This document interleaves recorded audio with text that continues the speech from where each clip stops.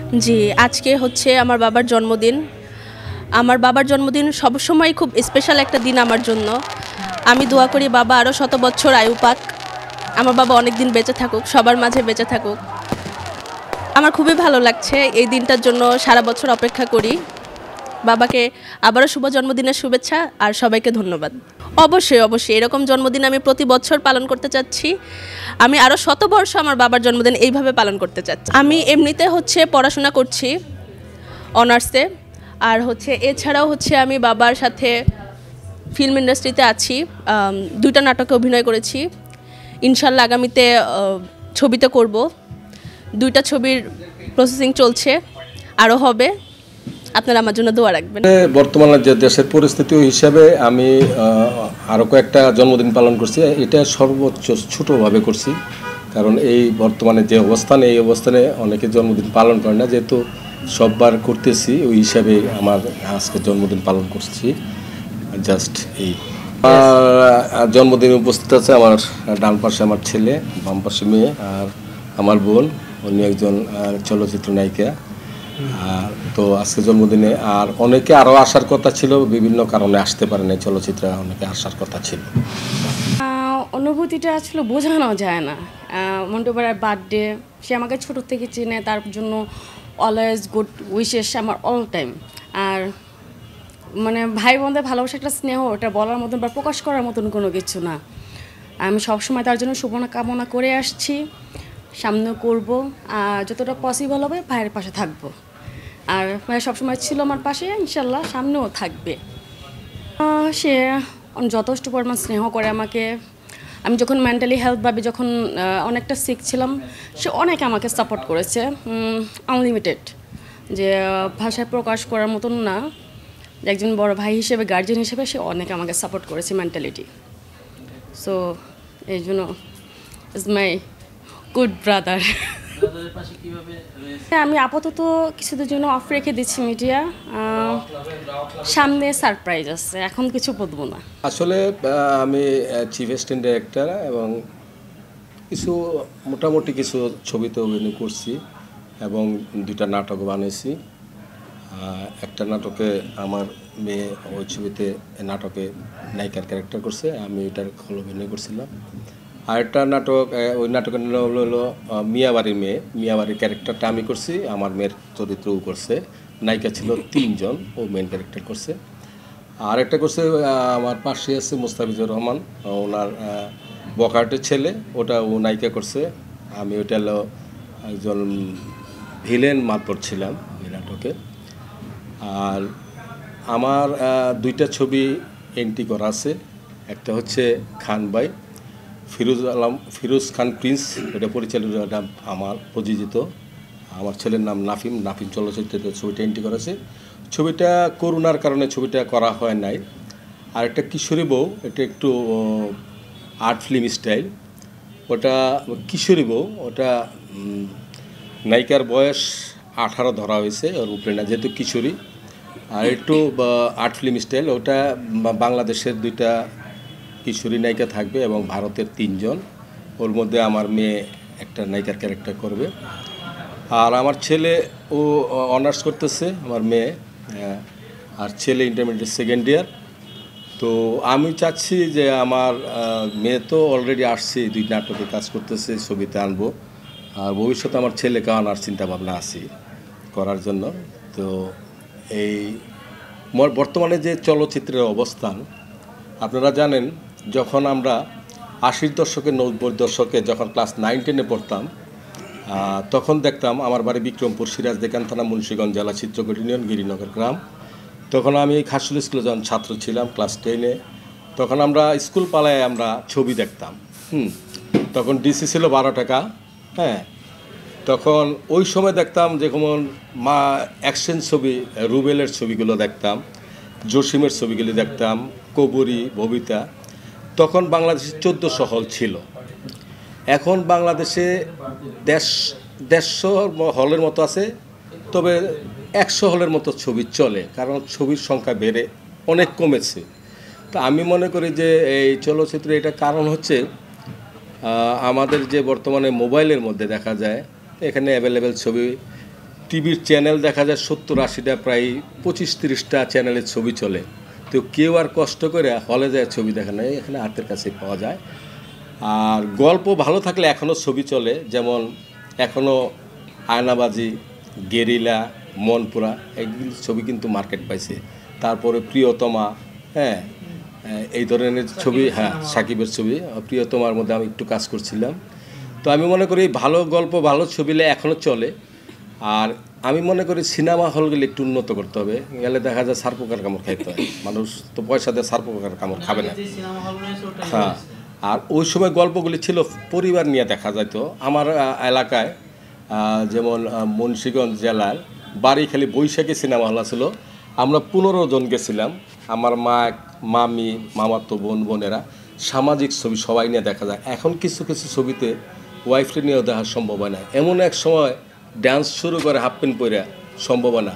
যেটার ধস নামাইছে আপনারা জানেন, আমি মুনমুনকেও প্রশ্ন করছিলাম আর ময়ূরকে, এই দুজনের জন্য ছবির ধস নামছে। কারণ ওই যখন ওদের যে ছবিগুলি দেখছে সব পরিবার নিয়ে দেখার সম্ভব হয় না। ওরপর থেকে ছবি আস্তে আস্তে ডাউন হয়েছে, এখন কিছুটা ঘুরে দাঁড়াচ্ছে সাকিবের কিছু ছবিগুলি। তবে আমি মনে করি যদি ভালো গল্প থাকে আর ভালো অভিনেতা বা অভিনয় করে এখনও ছবি চলে, কারণ আমি মনে করি। আর এই ছবি আমরা যদি সবাই আমরা দেখি হিন্দি ফিল্ম, আমরা বাঙালি মানুষ, আমাদের মাতৃভাষা বাংলা, আমরা কি করি হিন্দি ছবি দেখি, আমাদের ভাষার ছবি কিন্তু আমরা দেখতে চাই না। তো আমাদের ছবি যদি আমরা না দেখি, আমরা ভারত থেকে ছবি আনলে দেখা যায় হল হাউসফুল, বাংলা ছবি হলের লুক থাকে না। তা আমাদের বাংলা ছবি দেখতে হবে সবাই, তাহলেই আমাদের ছবি। না তা না, অ্যাটলিস্ট আমার এতদিন কাজ করে আসছি, ভালো লাগছে, সবাই খুব ভালো মানুষ ছিল। বাট এখন নিজের করানোর ইচ্ছা, একটু চেঞ্জ জাস্ট। আসমানে থাকি তো ওইখানে তার উপরে যাওয়ার ইচ্ছা আছে, নিচে নামার ইচ্ছা নাই।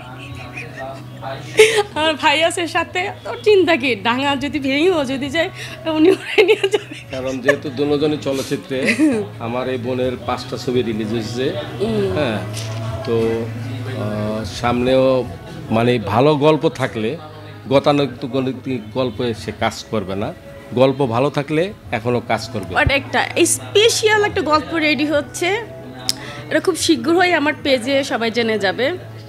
এখন এখানে বলবো না, এটাও ভাইয়ের কাছে আইডিয়া আছে। ওরা আমাকে সারপ্রাইজ দিবে, যেহেতু আমি চিফ অ্যাসিস্ট্যান্ট ডাইরেক্টর হিসেবে আছি, চলচ্চিত্রে কাজ করি। আমার বোনকে আমি সাপোর্ট করার চেষ্টা করি, আমার মেয়েকেও সাপোর্ট করার চেষ্টা করি। কারণ সাংস্কৃতিক জগৎটা হলো মানুষের যে মনের একটা খোরাক। আমি মনে করি সাংস্কৃতিকের মাধ্যমে এই দেশের এই সমাজকে পরিবর্তন করা সম্ভব। তো ও ভালো গল্প হলে এখনও কাজ করবে, এখন ভালো গল্প পায় না বিদে ওইভাবে কাজ করছে না। ওর শেষ ছবি মুক্তি পাইছে, আপনারা জানেন বাংলাদেশে 250 ছবির হিরো এবং মার্শাল আর্ট ছবি রুবেলের সাথে নায়িকা করছে। 3টা নায়িকা ছিল, রাবিনা বৃষ্টি, আর একটা জানি কে ছিল, সঞ্জানা। হ্যাঁ, ও ছিল মেইন নায়িকা, রুবেল ভাইয়ের শেষ ছবি। এরপর থেকে ওই ধরনের ভালো গল্প পাচ্ছে না বিদে কাজ করছে না। ভালো গল্প হলে ও কাজ করবে।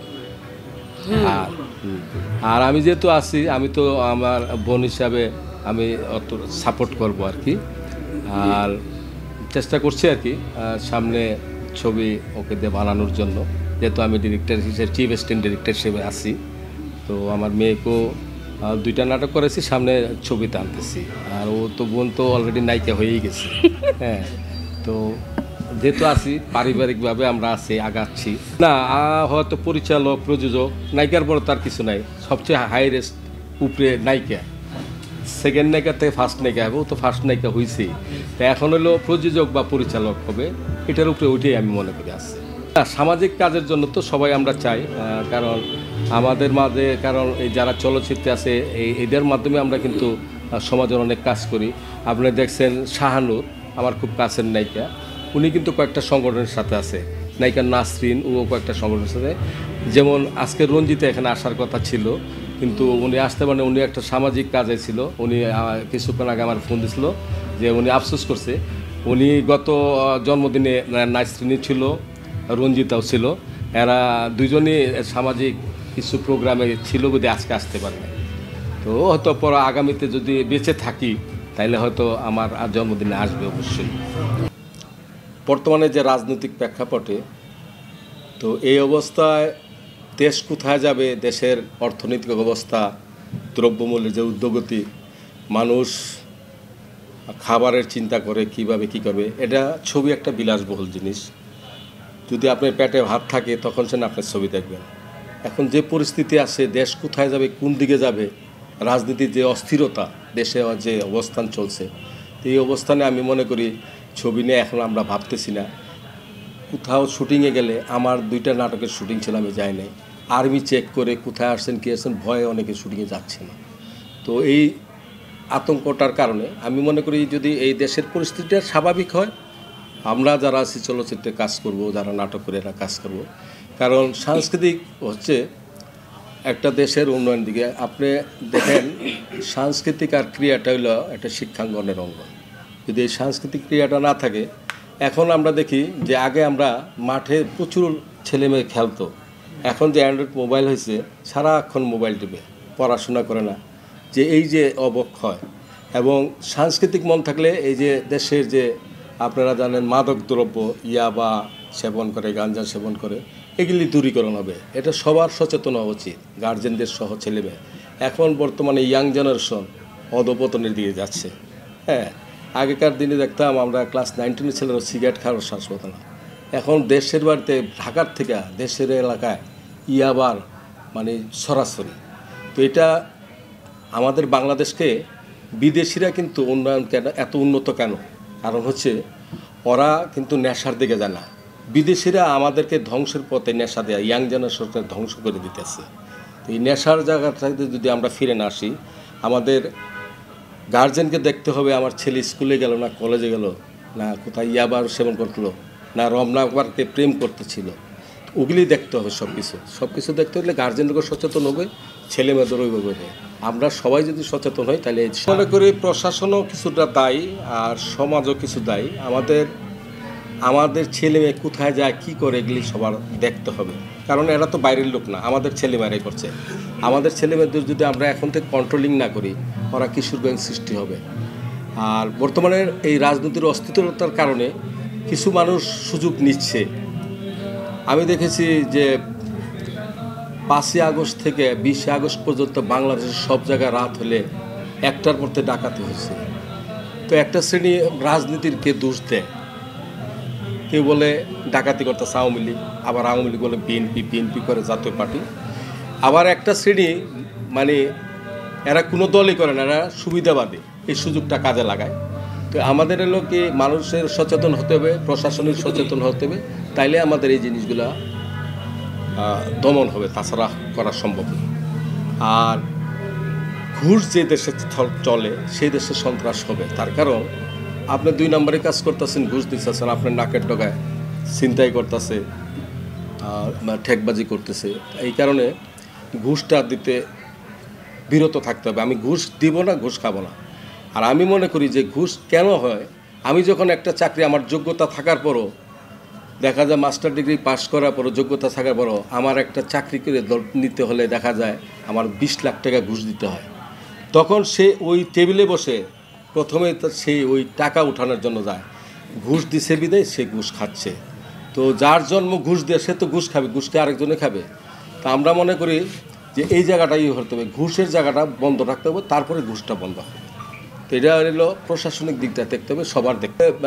আজকে যদিও অনেকে আসার কথা ছিল, আর আমার যারা শুভাকাঙ্ক্ষীরা আছে আর আপনার যে চ্যানেল আছে, চ্যানেলের মাধ্যমে যা আমার আজকের এই জন্মদিনটা করছে, আমি সবাইকে আমার পক্ষ থেকে, জন্মদিনের পক্ষ থেকে শুভেচ্ছা জানাচ্ছি।